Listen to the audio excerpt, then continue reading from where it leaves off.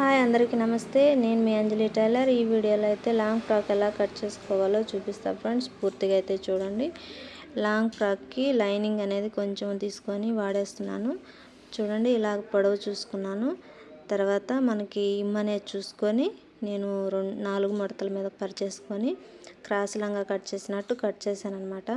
మనకి క్రాస్ లంగా 6 ముక్కల లంగాలా కట్ చేసుకోవడం వల్ల కింద వైపు మనకి అనేది బాగా వస్తుంది. నడుము కూడా కరెక్ట్గా వచ్చేస్తుంది అనమాట.